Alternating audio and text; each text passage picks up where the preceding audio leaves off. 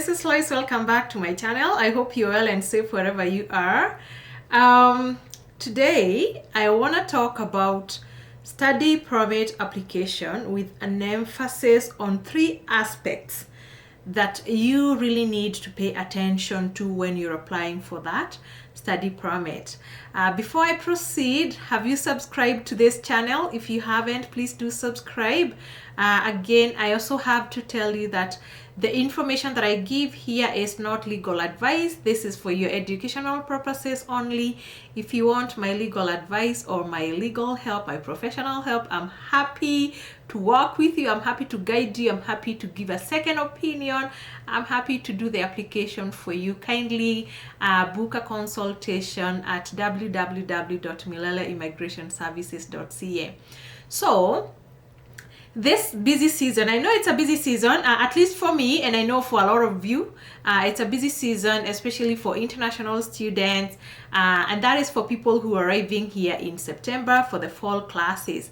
I hope that if you're coming here in May, you've already submitted your work permit, not work permit, your study permit application. I hope it's already gone through and you're successful. Okay, if it's not successful, please reach out to me. I may be able to review that for you, but I will address that in another video. Okay, all right. So when you're applying that study permit, it's common knowledge, or rather it's an open secret, that especially last year, almost we can say half of the study permits applied were denied, and most of those were actually from African countries.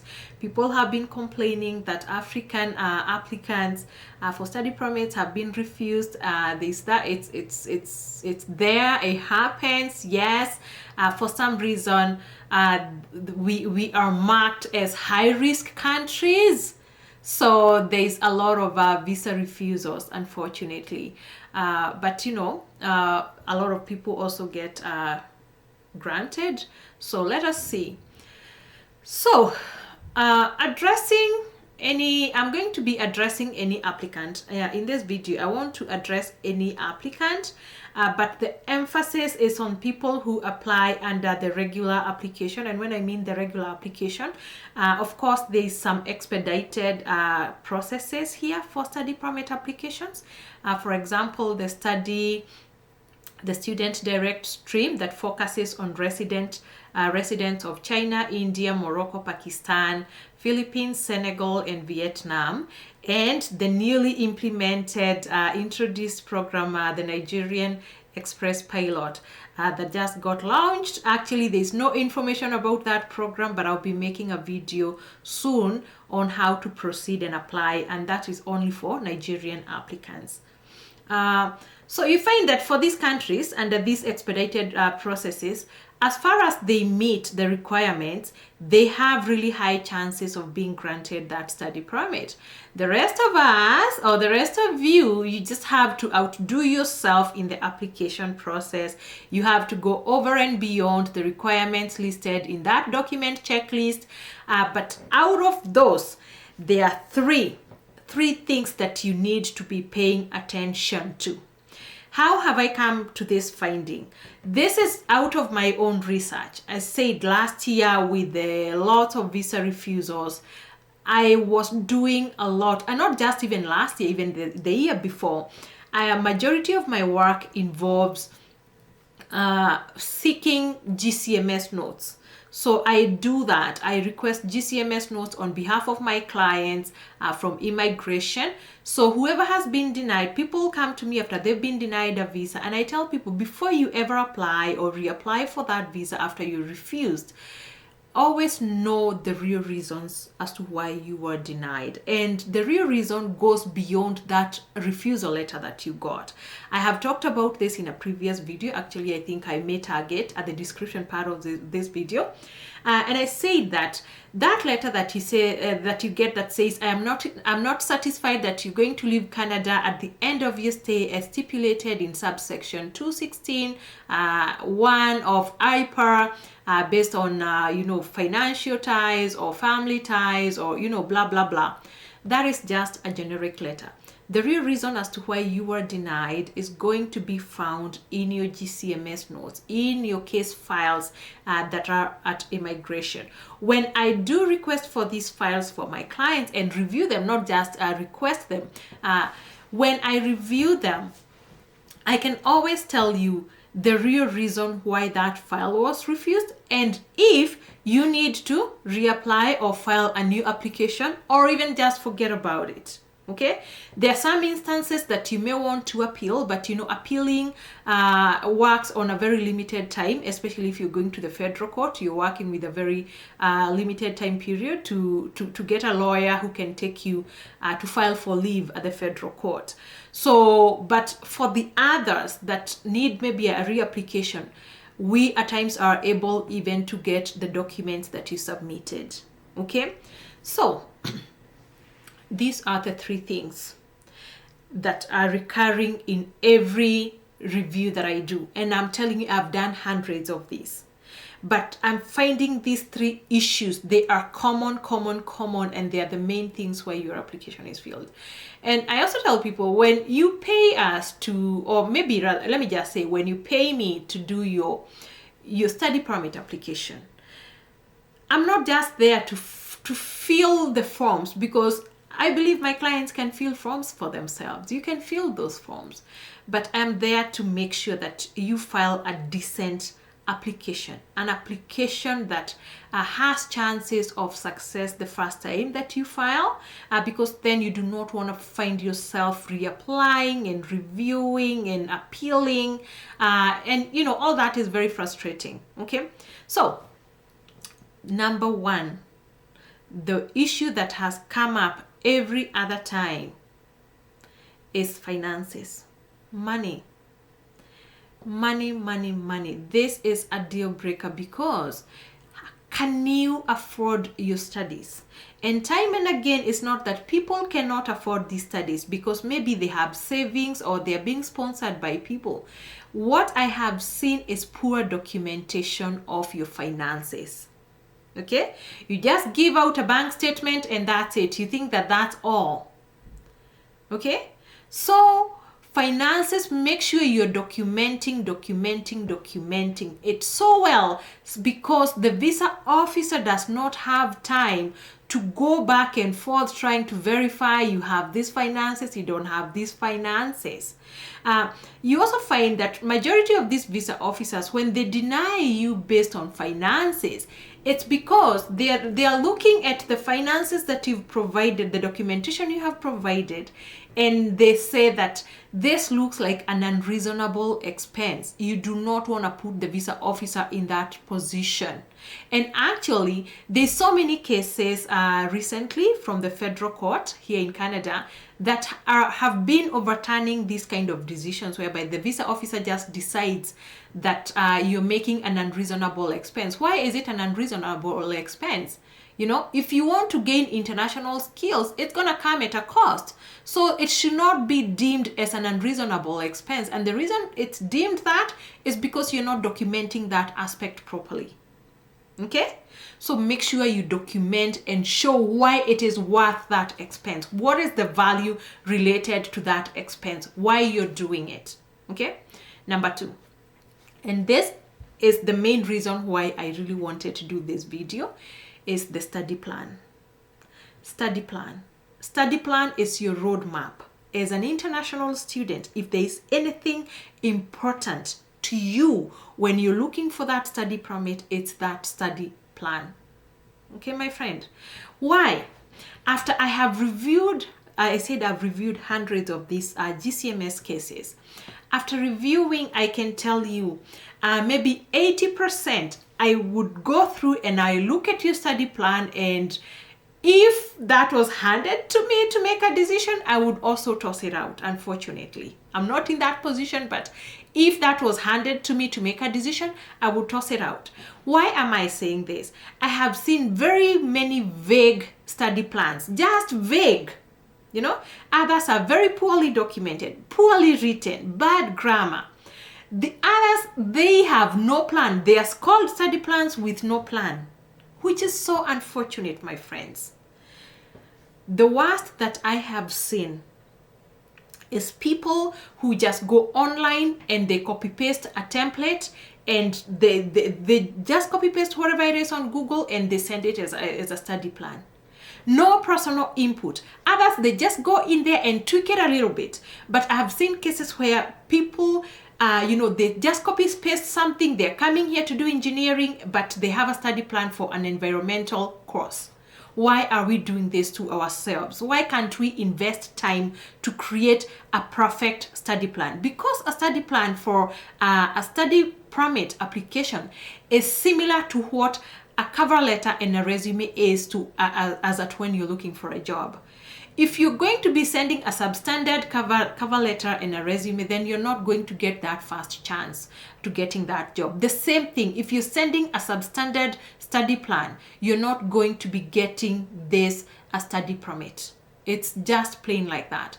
A study plan should be so clear and concise such that when the visa officer looks at it, they can make a whole decision just based on what you have written in that study plan. It's your whole roadmap. It's the whole justification of this course. It's the value addition in this, in the whole thing. Why are you doing this? Okay? If someone is going to create a study plan for you, you need to have your personal input. And when I do study plans for my clients, the same thing, not just study plans, even letters of intent. When you're seeking student admission, I tell my clients, I work with my clients. I'm not here to create a study plan for you, and I'm not here to create a letter of intent for you. I don't do that. You have to create it. You have to present me with that information. I need to hear it from you in your own words, from your heart. I want to see it. And then once I see it, I can amend it, I can review it, I can give you suggestions and recommendations until you have something perfect, because that is your selling point. You got nothing else.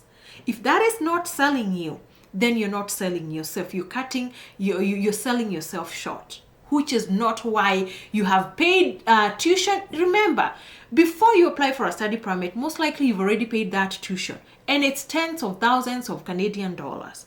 You've spent so many months, you've done so much. So why are you letting a study plan come between you and getting that study permit? If it's going to take going to a professional to get that second eye, to get that good recommendation, to get that grammar running, then it's worth it. It's worth it, those few hundred Canadian dollars, to have someone guide you properly on how to create the perfect study plan. Okay? So I said, I have seen so many of these study plans, and my heart breaks almost every time. And what clients tell me is that, it was applied by an agent, they created that study plan. If I didn't have time to look at it, before someone submits an application for you, make sure you go through it with a fine comb. Okay, go through it line by line. Make sure it's making sense to you, because if it's not making sense to you, it's not going to make sense to the visa officer, my friend. Right? I'm not going to go through that again, because I know if you need help, you know exactly where to reach me. Then the final one that is so heartbreaking is misrepresentation. And misrepresentation, I cannot tell you, I have seen this time over and over again, and especially people in Nairobi. It's happening too much, whereby you get someone to fill an application for you, or yourself, you even fill the application for you. And especially when you're filling the personal information forms, there's a question there that asks you, have you ever been refused a visit visa, any visa in any country? And for some reason, either you forgot or you decide to tell a lie, not to tell the truth. You think that these people are not going to discover that, but once they discover, then you told a lie. Okay? So please, make sure you're not telling a lie. Disclose this information. Whenever I do a consultation, at times people who've consulted with me can tell you that I do ask questions like, have you ever been denied a visa in the past? I want to know at the point of consultation, because I know how we can address that and how we can proceed with that knowledge. Otherwise, if you do not disclose that information, it's going to come and bite you later. The other one, which I hate to talk about, but I'm going to talk about because this is happening a lot, and especially people in Nairobi. Please, please, please be careful. The other one, you get an agent to fill something for you, and they cook some information for you, whether that is a bank statement, whether that is a career prospect. They get you a whole career occupation. I know those things happen. I'm not going to talk about those because I also don't want to mess it up for you guys. But you get an agent who cooks these things for you. And when this agent cooks this and applies, of course, you're privy to this information, because remember, you signed up. You signed into this, because if you apply to come here as a nurse and you have no history of nursing, but someone has created a whole profile of you as a nurse, then you consented to that. Okay? So let's agree. You consented to that.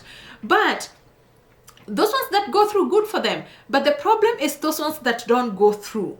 And if they don't go through and the visa officer then finds something is not adding up and they send you a letter to explain something, that letter is usually called a procedural fairness letter. When you get that letter, what I have seen, and this is, I'm telling you, I see this almost every day. What I see is that the agent receives the email, because most likely they created an email address for you and they applied under that email address, so they have access to that email address. Guess what? When they get that procedural fairness letter, either they sit on it until the time required to respond lapses, or they advise you to walk away, either request for your passport or just ignore it instead of responding. If you do not respond and time lapses and maybe you even request for your visa, guess what you're doing? You're accepting liability. In the eyes of immigration, you are accepting liability, you are accepting responsibility that yes, you did something, you presented fake documents, you did something bad, and you're accepting, and that's why you're walking away in your shame. Okay? You're better off responding. Better off respond with a stupid answer. You're better off responding. Excuse yourself. It's even better to throw, and I'm saying this, and I know some people are not going to agree with me, but you're better off throwing that agent under the bus, simply because these agents who are not in Canada, the government doesn't know how to reach them. Unlike people like us. If I do something fake, the Canadian government knows exactly where to find me, so we are careful. But these fake agents, they know that they cannot be reached by Canadian government. So you're better off throwing that agent under the bus and say, you know what, this was applied without my knowledge, without my consent, my whatever, my signature was faked. You better off say something like that, because you want to exonerate yourself, because it's your file. It's your file in jeopardy.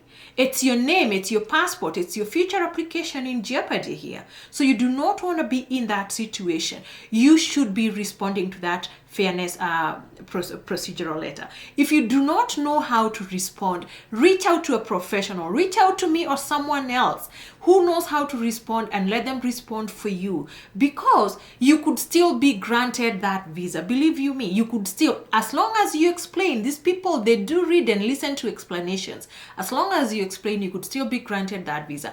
And you're better off with a refused visa than with a misrepresentation, because the moment you walk away, the moment you walk away from that procedural fairness, you don't explain what happened, then you accept liability. Once you accept that liability, you're going to be charged with misrepresentation of material fact.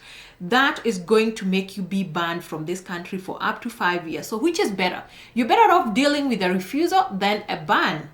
Okay, my friend? So please take care of that. Be very careful. Those 3 things are vital. I have seen this is a recurring issue, and that's why I decided to talk about them.